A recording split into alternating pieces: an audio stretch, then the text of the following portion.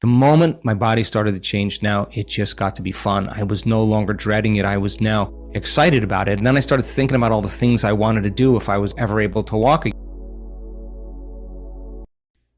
Hello and welcome to the Pacific Channel, where you learn about the law of attraction, how to manifest anything you want, meditation, and more. In this video, Dr. Joe Dispenza talks about what he did to heal himself after his harrowing bicycle accident where he broke his back in multiple places.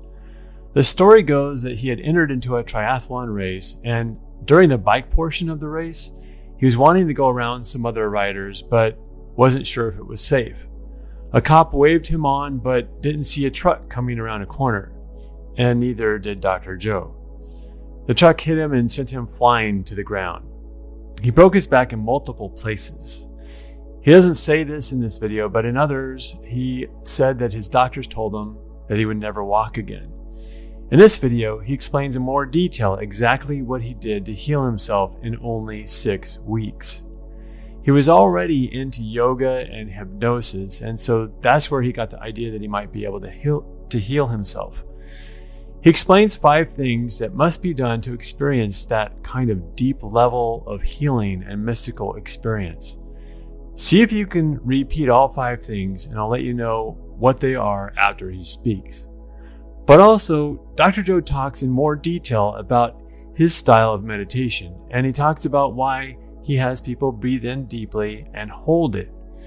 When you do it right, it feels like electricity is shooting through your whole body, but it's random when it comes. It's not necessarily right when you start breathing. And you may tear up as you release resistance and allow that energy to flow. I've been able to do that part, but I haven't been able to go unconscious, which is supposed to be the ultimate level according to Dr. Joe. Let's listen to him now. When I had my spinal injury, I was in my early 20s, and I just had enough background in yoga and enough background in hypnosis to understand that I had to, in some way, stay present and show my subconscious mind what exactly I wanted. So the only thing that I could do was vertebrae by vertebrae, repair the vertebrae, because that's all I knew. And I would say to my subconscious, this is what, or my autonomic nervous system, this is what I need repaired, and let me show you what it has to look like. Here's the template. Here's the design. And, I started off that way, and then, being injured like that, somewhere around the first 10, 15 minutes, I'd be thinking if I was going to be in a wheelchair the rest of my life, or if I should sell my practice, and then I would catch myself, oh my God, I'm focusing on what I don't want to have happen. So then I start all over again, but I get frustrated now with myself, and I get impatient and get harder to focus. And I kept winding up back there. And it took me time to realize that I was focusing on what I didn't want to have happen instead of what I did want to have happen. And somehow those emotions of survival were a key element in the process. But the technique becomes secondary with my ability to manage my attention and manage my emotions, because where I placed my attention is where I placed my energy, and I was catching myself investing into that future. Instead of catching myself and settling down and starting again, I would get angry and frustrated, and then judgmental, and then resentful, and then I'd be a mess, and it was a pretty dark night at the time. That being said, I wanted to, vertebrae per vertebrae, get to the point where I could design the whole thing and then surrender it to the subconscious mind, to the autonomic nervous system, because I knew that I couldn't do it. It wasn't me that was going to do the healing. I didn't know how to heal it.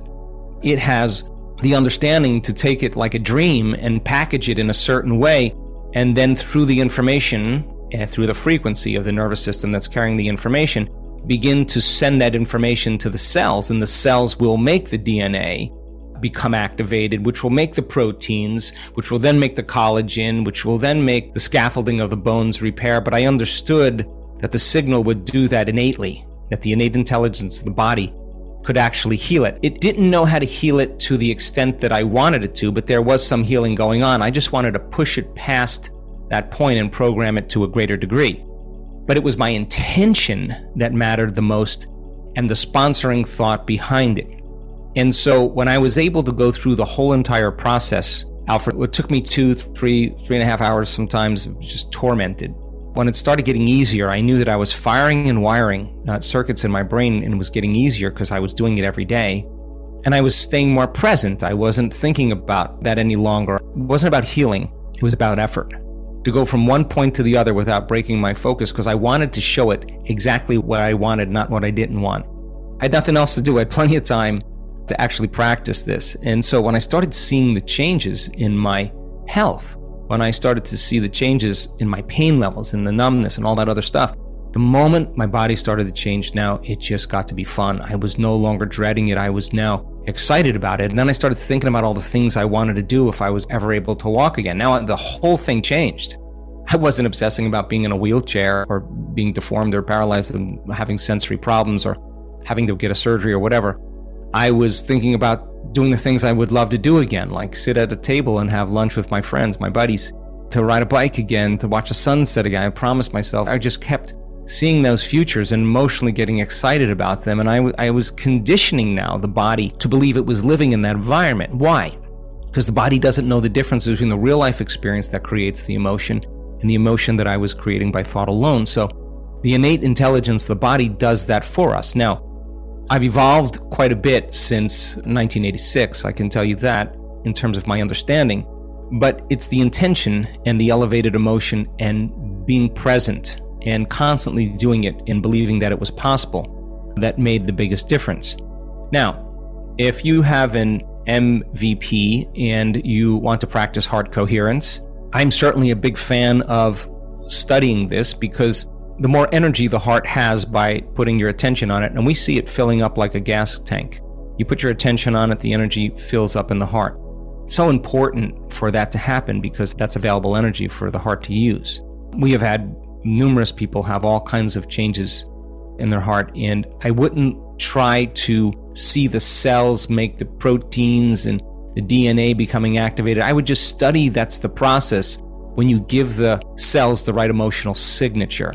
If you combine that emotional signature with that intention, that clear intention, function of a coherent brain, an elevated emotion, a function of a coherent heart, somehow relaxed in the heart and awake in the brain, begins to produce phenomenological changes that take place outside of convention, outside of the normal. And we would call that a spontaneous remission or a spontaneous healing. So try it.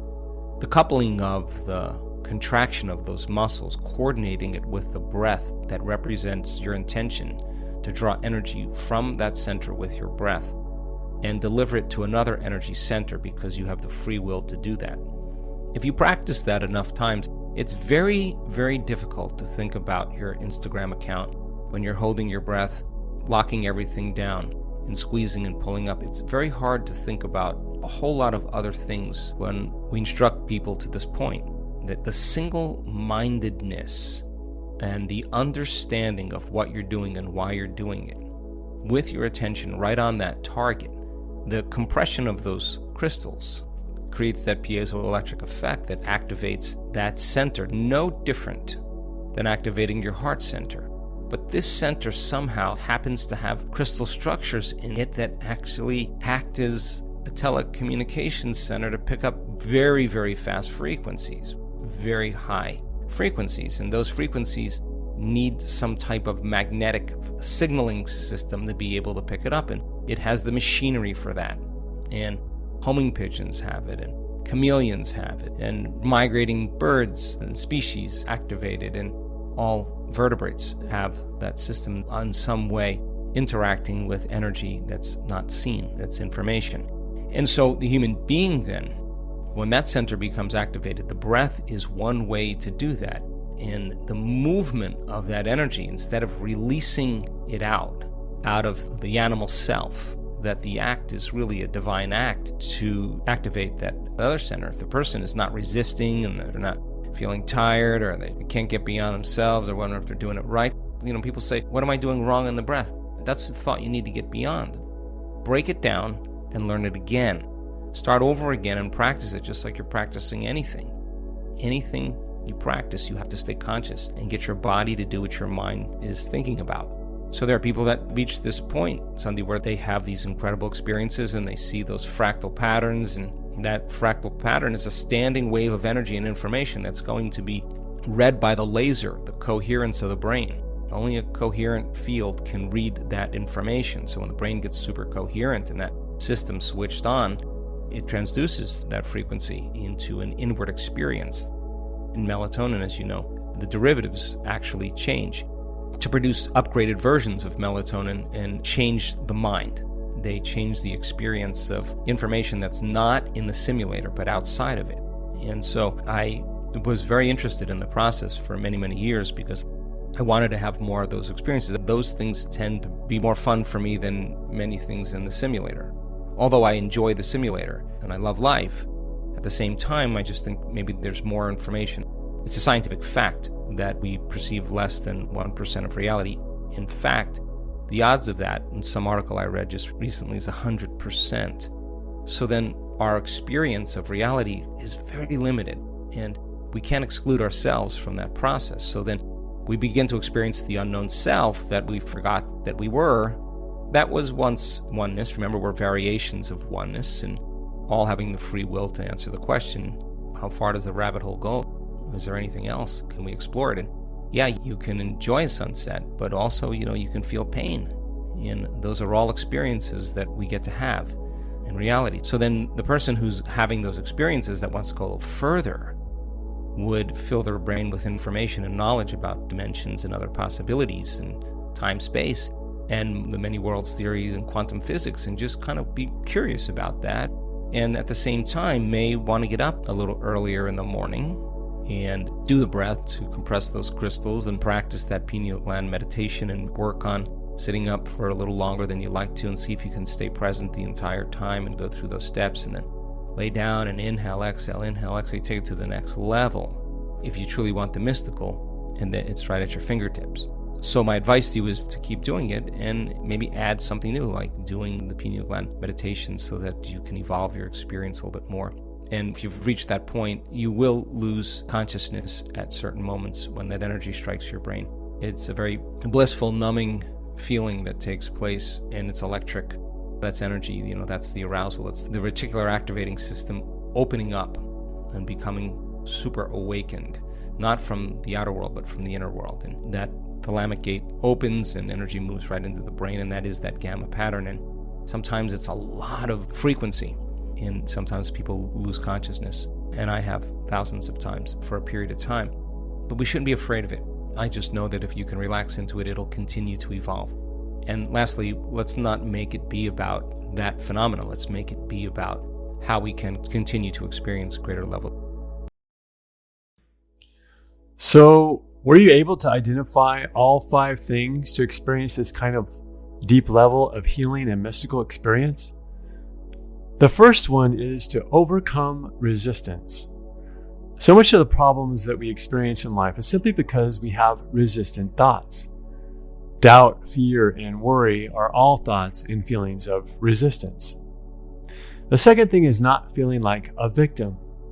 This is about taking responsibility for everything in our lives instead of blaming others. The third thing is overcoming past emotions. You can do this with energy healing modalities like EFT, which is the best for this in my opinion. EFT is a tapping technique that can completely remove all negative feelings about past events and memories. The fourth thing is feeling the emotions of the future now. It's feeling as if you already have what you want. This is another law of attraction teaching that you create through the power of how you think and feel. Most think that you can't be happy until they heal themselves or get that new car or home or whatever. But that's backward.